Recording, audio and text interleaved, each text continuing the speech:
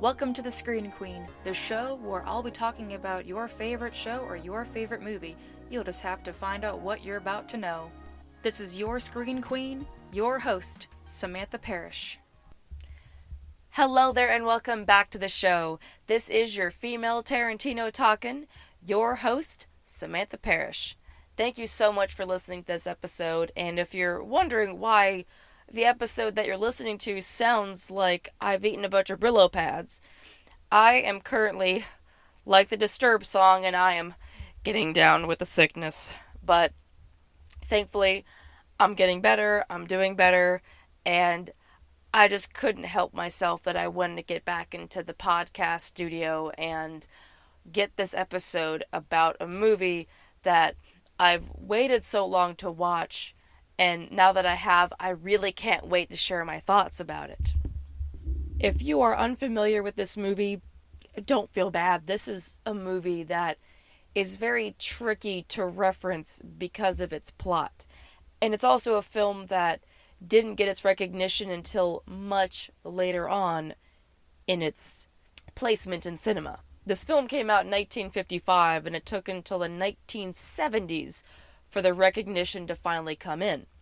When Night of the Hunter came out in 1955, people were not ready for this movie. When the film was playing, people walked out of the theater. And I kept thinking, well, that's strange considering The Night of the Hunter was in the genre that everyone was watching at the time, which was film noir. People could not get enough of film noir.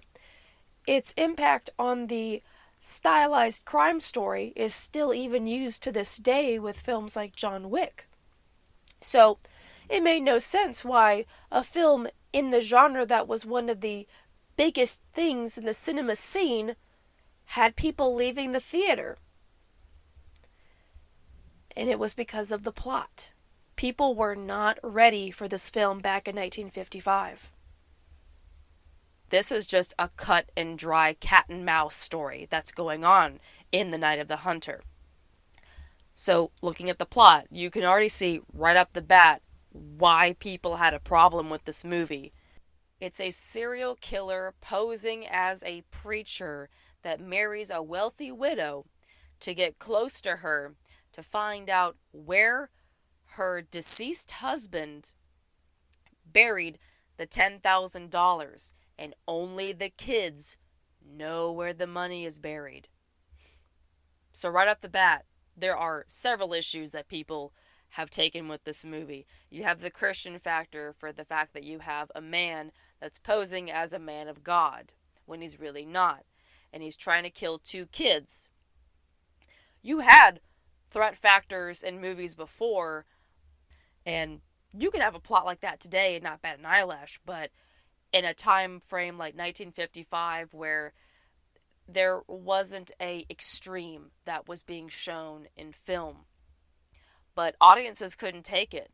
And The Night of the Hunter is a novel before it became a movie, but the story itself within the novel is inspired by a serial killer named Harry Powers, who was hanged in 1932 for the murder of 2 widows and 3 children in Clarksburg, West Virginia.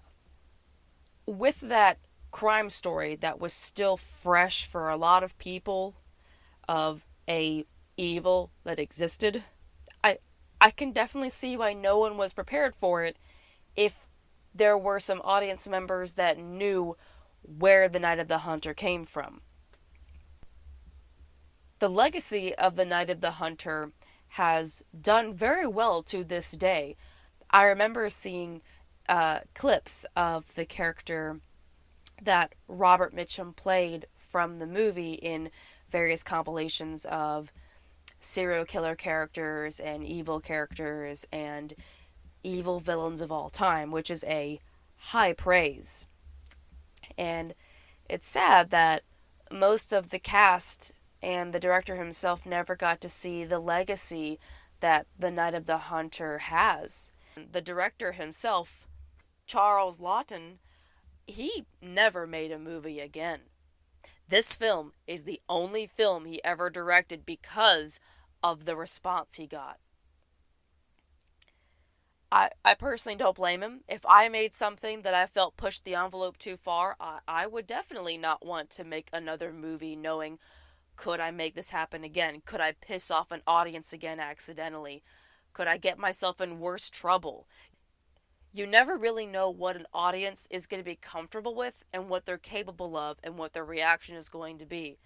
I say in almost all of my episodes on this show is you choose how you want to be entertained. That goes to show throughout any experience you have that whatever happens, what your reaction is going to be your reaction, even if it's not going to match anyone else's reaction. And directors can't really predict what the reaction is going to be of the audience that they provide to. It was reevaluated back in the 1970s in an attempt to look at some films that should have been given a fair shot, and I can definitely see where a lot of our directors of today get the inspiration from. This film has influenced directors like Rainer Werner Fassbinder, Robert Altman, and of course, Martin Scorsese. Martin Scorsese himself, this was something I quickly put together that now I know why Robert Mitchum was in the remake of Cape Fear. I mean, I'm sure he about lost his bananas knowing he got to cast the person from the very movie that inspired him as a director. I really want to focus the time in this episode to talk about the character that Robert Mitchum plays in The Night of the Hunter. I remember watching the scene that introduced me to this movie was how he talked about his tattoos. He has hate and love on his knuckles, and he'll say HATE on this hand, LOVE on this hand, and he will go into his descriptions about why there's hate on one hand and love on the other hand, and what it has to do with biblical references. It's like, okay, this man already carved his character in a way that it makes people believe he is a man of God with the way that he holds himself, to even go right down to say how he performs his duties as a Christian man, which we all know that's not true. Robert Mitchum just knocks it out of the park with how he makes this extremely layered character to be very alluring and deceptive, so people will never catch on to his illusion. I can see why this character is cited as one of the greatest villains of all time. You have a character that is absolutely heartless. This man is willing to kill children to get money. No matter what it takes, he's fooled a lot of people, and throughout the film, you even see narcissistic elements in this film. And it makes me wonder if this is a film that was ahead of its time and is a film that can be used to explain what narcissistic behavior looks like. And I can give an example. The whole point of this movie is that he marries a wealthy widow just so he can get the $10,000 that is stashed somewhere. So what better way than to marry her? But it's sad that within seconds, you know this woman is never going to be the same again because her mind has been warped by him just because of the way he talked to her. The scene where they're having their honeymoon night and she's so excited to have a man to help her raise the kids and that's going to love her, and turns out it's not going to happen. He berates her for being a woman. He says things to her like, you think I'm gonna hold you and kiss you and do all those things, and makes her feel bad for being a woman and wanting intimacy. He makes her think that's a bad thing, which is what fucking narcissists do, man. They make you feel bad about things you shouldn't feel bad about. And within that scene where she knows she has to submit, but she thinks it's because it's a it's a wife thing. You have to submit to a husband, not knowing, like, no, no, no, no, no, no. Husbands are not supposed to talk to their wives like that. But he says it in a way that it's supposed to be this way. And she rebukes the very essence of her own identity. She goes with him to all of these religious revivals and talks about how she regrets wearing makeup and that women need to be like her. She would go on to say things like, I regret wearing my face paint. It should not make me do this to myself. You women should not be wearing this paint on your face. Like, she talks just like him. She got controlled. She got her mind warped.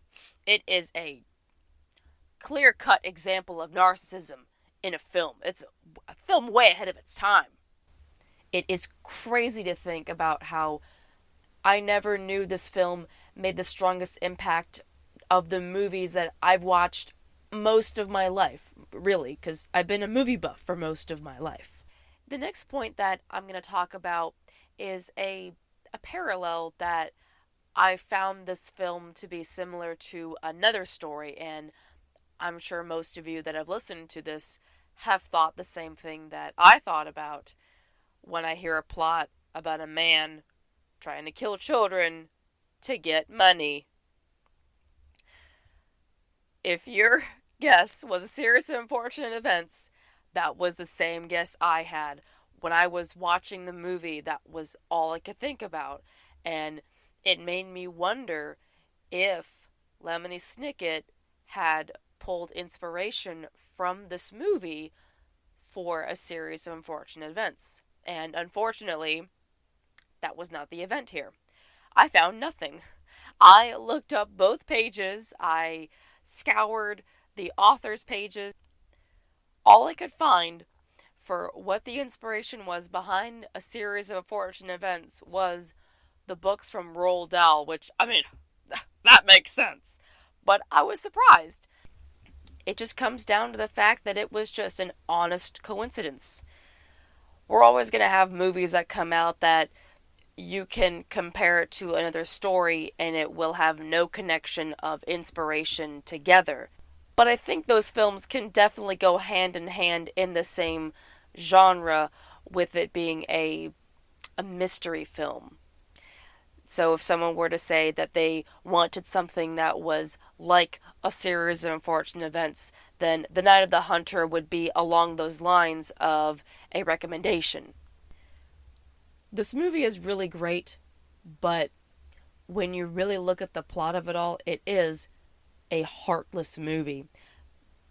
This is one of those films that does make you uncomfortable for the fact that you're basically watching the little boy in this movie try to get justice for his family, and he goes absolutely unheard, and he's dismissed because he's a little boy, which, it's like what happened to the characters on a series of unfortunate events.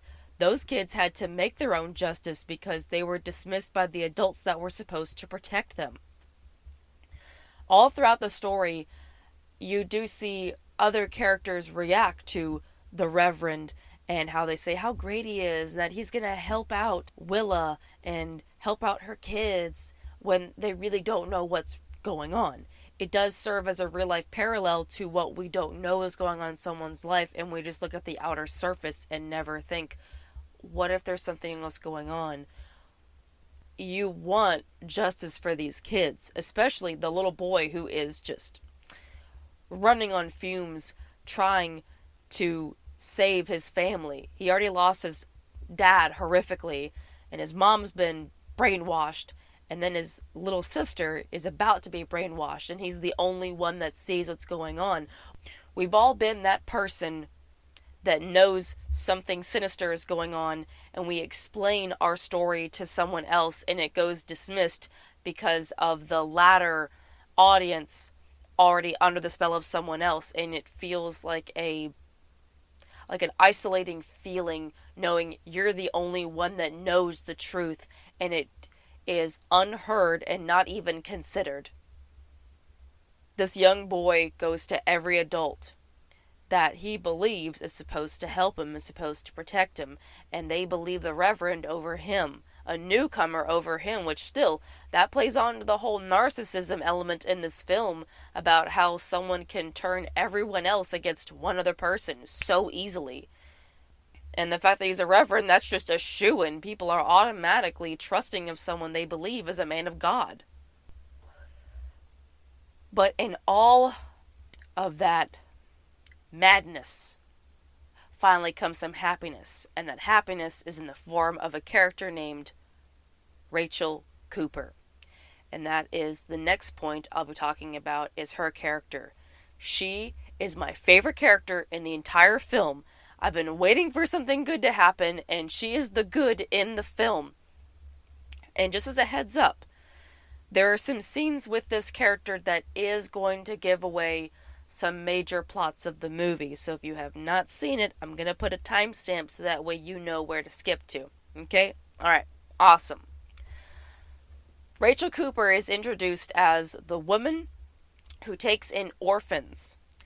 And she teaches them discipline. She teaches them how to make their own food.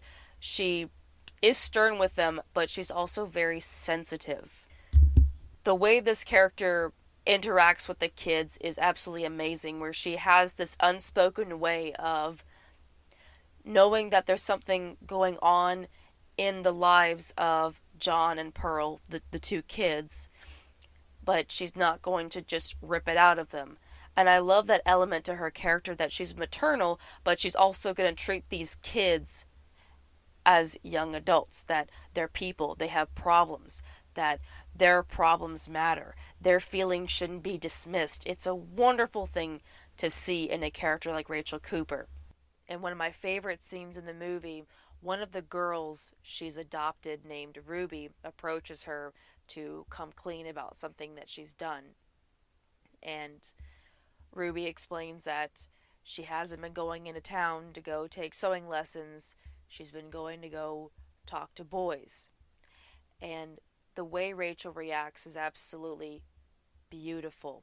I love how Rachel doesn't shame this young girl for doing what's natural in her evolution.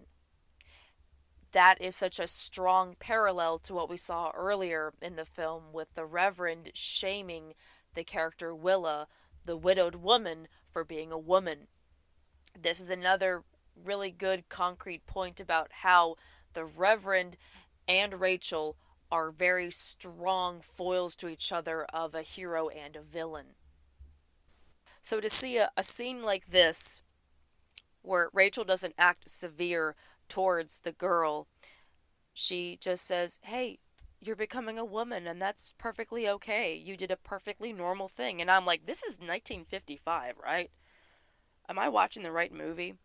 I hate to say it like that, but really, when you look at it, many women weren't written to be accepting and very open back in the 1950s. They were just written as the love interest, or they were written as a villainess and that they shouldn't be messed with.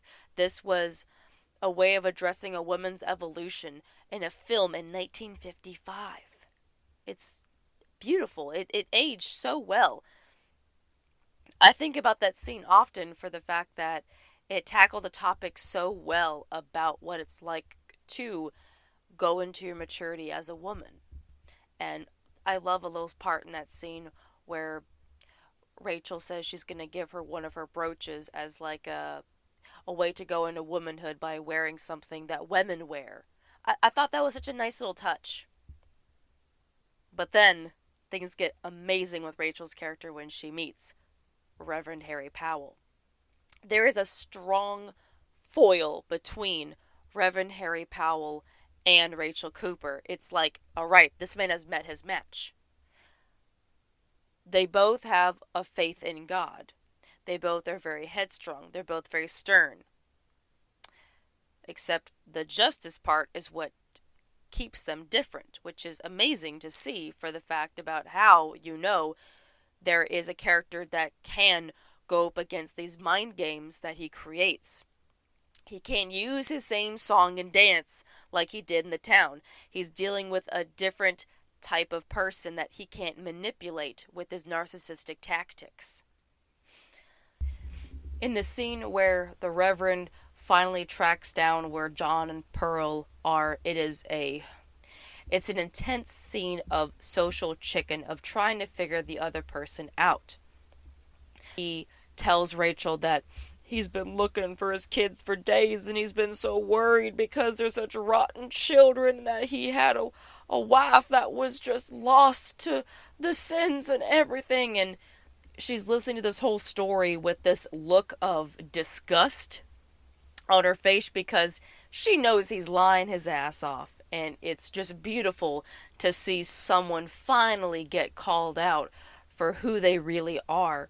And she doesn't hesitate. It's the savior you've been wanting to see in this movie, knowing that John and Pearl are safe with someone that has treated them like adults and will not be swayed. She's a very smart woman that's not going to fall for his tactics. Throughout the entire duration of that scene, he has tried to gaslight her, manipulate her, and it doesn't work. It's absolutely beautiful to see, but it's also extremely intense because now you know this is still a serial killer. How is Rachel going to protect these kids from a killer? Normally, I'm not really a fan of films in the 1950s. Not because I don't appreciate those films, but sometimes films in a different era are hard to grasp because they are a product of their current time placement. Because it was a film in the 1950s, it's going to do everything in accordance to its time era of what made sense at that moment, what the current society was. And when you look at a film like that today, it can be a little bit harder to grasp, knowing how the times have changed, knowing this is the way things were in society back then. For a film set in 1955, this doesn't feel like it's a film set in the 50s. It doesn't feel like it's a film of the 50s. I don't see a lot of those elements present. It truly does feel like a timeless film, while it's also a